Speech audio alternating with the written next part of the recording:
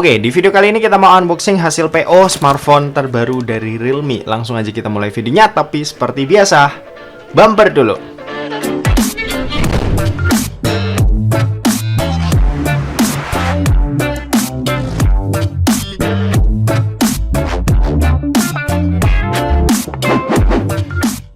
So guys, balik lagi sama kuliah sore bareng L di sini. Oke, jadi di depan kalian kali ini udah ada sebuah paket, dan ini paket adalah hasil PO yang aku order dari Realme. Ini adalah smartphone terbaru mereka.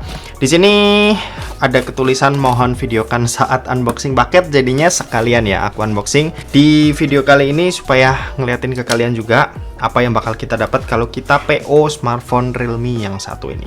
Oke, langsung aja kita buka paketnya. Ini adalah smartphone Realme yang rilisnya itu barengan sama Realme Narzo 50 5G mereka. Ya, ini adalah Realme 9i 9i. Harganya, tunggu sebentar ya. Ini sambil aku buka, aku juga agak lupa sih sebenarnya. Kita cek dulu. Oke, yap. Ini dia si Realme 9i. Ini harganya Rp2.649.000 atau Rp2.650.000 lah ya kalau kita buletin. Ini harganya beda sekitar Rp250.000 dari yang Realme Narzo 50 kemarin. Dan langsung aja kita mau buka. Oke, ternyata kita cuma dapat ini, nggak ada apa ya, waktu itu kita sebelumnya order dapat ini sih. Dapat kayak stand HP gitu, tapi sekarang nggak ada. Oke, ini kita singkirin, dan ini dia penampakan Realme 9i-nya. Simple banget, di sini cuma ada tulisan 9i Realme, sebelah kiri Realme 9i, sebelah kanan Realme, logonya Realme, di bagian atas kosong, di bawah kosong, warnanya hitam ya. Oke, di bawah sini ada list warna hitam. Kalau di bagian belakangnya ini ada beberapa key selling point dari Realme 9i. Yang pertama, chipsetnya ini pakai Snapdragon 680, terus 5000 mAh massive battery, 33 watt dart charge, dan 50 megapiksel AI triple kamera. Buat kapasitasnya sendiri ini aku ambil yang 4/64 GB dengan warna biru prisma. Oke, langsung aja kita mau buka segelnya. Paling enak sih kalau buka-bukain box kayak gini ya. Jujur aja aku masih lebih suka yang plastik ketimbang yang kertas cuma pil-pil doang gitu, green pill apalah. Kalau yang plastik feels buka atau unboxingnya lebih asik. Yap, ini dia si Realme 9i. Hey, welcome to Realme family. Seperti biasa di sini ada logonya Realme juga. Oke, di sini sepertinya ada case karena ini cukup tebal ya. Yap, case-nya mirip kayak yang Narzo 50 5G kemarin, dimana di bagian belakang ini clear, sementara sisi-sisinya ini frosted matte gitu ya. Oke, cakep. Lalu ini ada SIM tray ejector, ini ada buku paduan dan kartu garansi. Ini kayaknya terlalu terang ya di kamera atas, mungkin aku gelapin. Nah, seperti ini. Oke, terus di sini ada unit smartphone-nya. Kita taruh sini dulu. Ada kepala charger. Kepala chargernya kalau kita lihat di sini tuh punya output 33 watt ya. Entah kalian kelihatan atau enggak. Ini tulisannya kecil banget sih di sini. Yap, 33 watt. Lalu ada kabel. Kabelnya ini USB-C to USB-A to USB Type-C dengan aksen nggak ada kuning-kuningnya sama sekali. Ini polosan aja warna putih seperti itu. Oke, langsung aja ini kita beresin. Kita mau fokus ke 9i-nya langsung. Yap, ini dia si Realme Narzo 9i. Wih, ini sepertinya cakep. Oke, dan ini dia bodinya seperti ini. Wih, cakep juga nih. Jadi kalau kita lihat-lihat di bagian frame kameranya ini itu mirip-mirip kayak seri GT mereka ya, seri-seri Realme yang akhir-akhir ini sering gini lah, ada dua buah kamera gede dan ada satu buah kamera yang kecil. Cuma bedanya di sini tuh frame kameranya lebih memanjang, lebih gepeng gitu ya. Kalau yang biasanya kan agak lebar sedikit. Lalu buat bodinya ini plastik sih, kerasa. Yep, plastik. Ini kita kletek terlebih dahulu stiker di bagian belakang. Ini yang warna biru prisma tadi ya. Untuk varian warna satunya lagi, kalau nggak salah, coba aku cek deh, takutnya salah. Oke, aku baca di GSM Arena. Ini warna hitamnya itu cuma black aja ya. Kalau yang ini kan blue primes blue. Ya nggak tau lah. Intinya ada warna hitam yang satu lagi. Entah yang warna hitam itu matte juga seperti ini atau mantul, aku juga nggak tahu ya. Yang jelas warna birunya ini cakep sih kalau kalian lihat ya. Di sini ada logo Realme juga. Oke, di bagian sini tengah-tengahnya ada tulisan Matrix AI Camera. Di sini ada LED flash. Sebelah kanan kita bisa nemuin ada tombol volume yang merangkap sebagai fingerprint scanner. Di bagian atas ada lubang mikrofon. Sebelah kiri ada SIM tray slot. Lalu ada tombol volume. Ini SIM-nya langsung aja kita buka kali ya. Kita mau lihat isi di dalamnya. Apakah triple slot atau hybrid? Aku berharapnya sih triple slot. Yep, kita dapat triple slot. Ya, isi seperti ini, jadi bisa menampung 2 buah kartu nano SIM plus 1 buah kartu micro SD tambahan. Kalau langsung ke bawahnya ini kita bisa lihat ada jack audio 3,5 mm, ada lubang mikrofon lagi, lubang charging USB-C, dan ada grill speaker. Oke, langsung aja kita mau nyalain si smartphone-nya Realme 9i ini. Oke, aku cukup tertarik dengan harga 2,6 jutaan ya. Ini kita sambil setting-setting terlebih dahulu, install beberapa aplikasi. Ini masih jam 3, jadi nanti bakal aku foto-foto sebentar di luar. Oke, jadi ini adalah tampilan awal dari Realme 9i. Dan seperti biasa, sebelum kita lanjut buat bahas spesifikasinya, kita bakal ngetes performa dari kecepatan baca sensor fingerprint yang ada di sebelah kanan ini. Dan ya, kecepatan bacanya oke. Sekali lagi, yap, cepet lah ya, bisa dibilang ini punya kecepatan baca yang relatif cepat buat ukuran smartphone 2 jutaan. Dan oke, sekarang kita bakal bahas spesifikasinya. Kalian bisa simak aja tabel yang ada di sebelah kanan seperti biasa.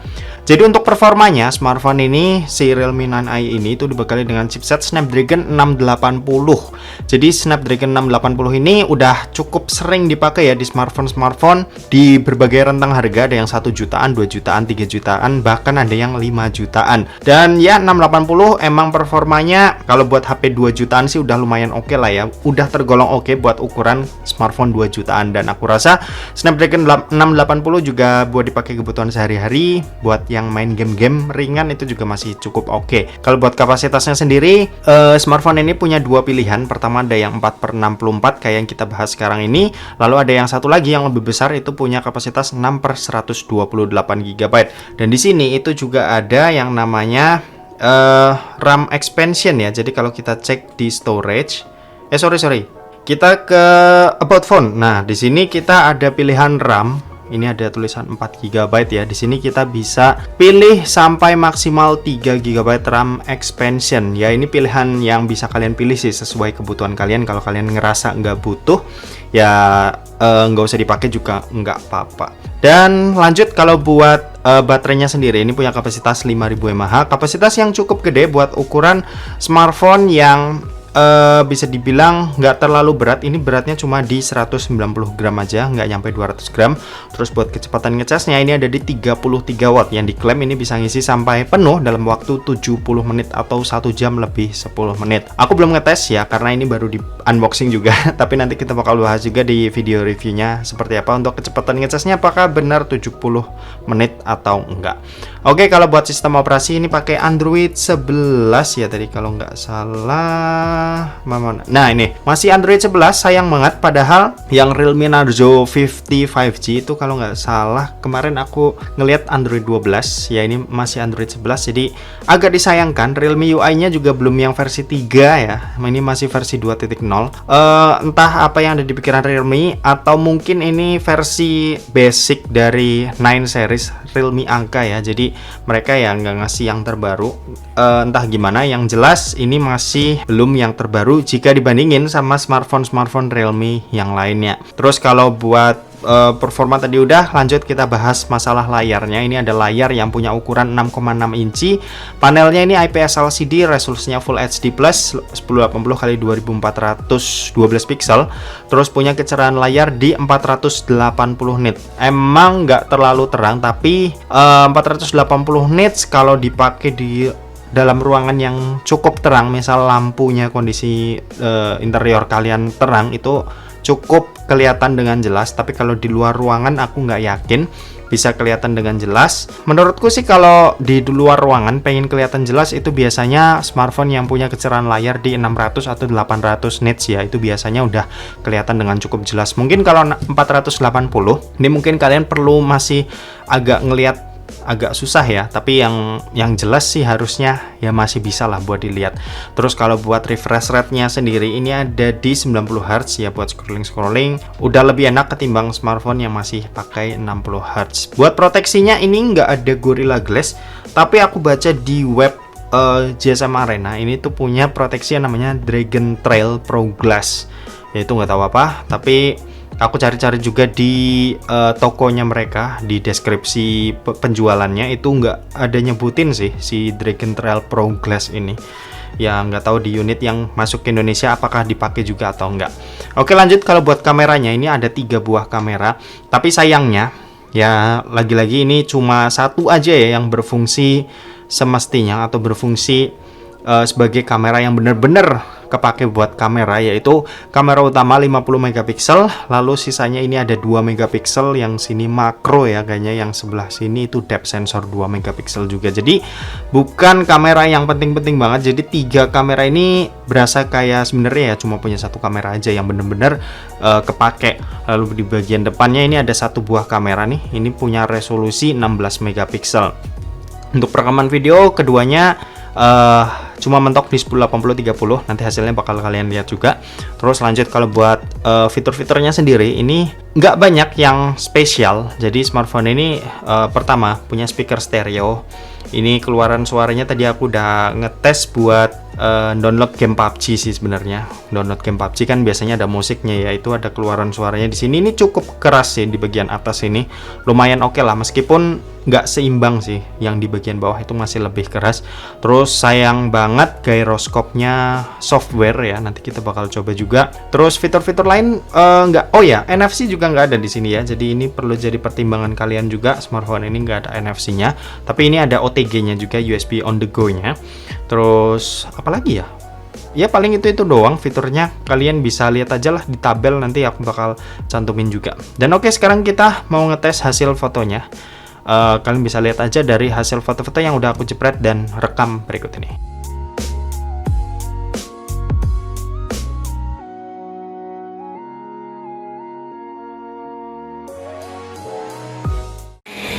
Oke, ini contoh perekaman videonya. Di sana ada yang lagi bersihin rumput, nggak tahu kedengeran atau enggak di mic. Oke, gimana menurut kalian buat hasilnya? Itu matahari. Oke, gitu aja. Oke, tadi kalian udah lihat buat hasil foto-foto dan videonya. Sekarang kita mau ngetes performa main gamenya. Ini ada game PUBG Mobile yang udah aku siapin, dan sekarang langsung aja kita mau main. Oh ya, di sini ada game asistennya juga ya, kalian bisa lihat sebelah sini. Di sini kita mau main di Santorini. Langsung aja kita mulai. Let's go. Oke, sekarang kita udah masuk ke dalam gamenya, dan kalau buat settingan kita lihat dulu. Bawaan ada di smooth medium ya. Jadi kalau kita set ke high ya bisa, balance-nya sampai medium, berarti HD nggak bisa sih, harus siap. Betul sekali. Jadi cuma smooth high sih yang paling aku rekomendasiin supaya dapat FPS yang tinggi. Dan kalau buat dipakai gyroscope-nya ya ini software sih. Tapi ini mending sih daripada, kayaknya sama aja sih kayak yang Narzo 50 kemarin. Ini gyroscope-nya software, cuma lumayan responsif, jadi bagus nih.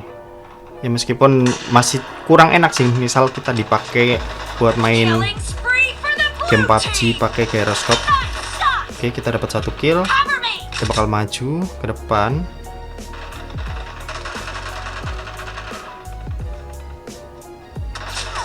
Oke, ada orang. Waduh, kita mati. Oke, kita coba lagi. Dan ini kita, oh ada orang.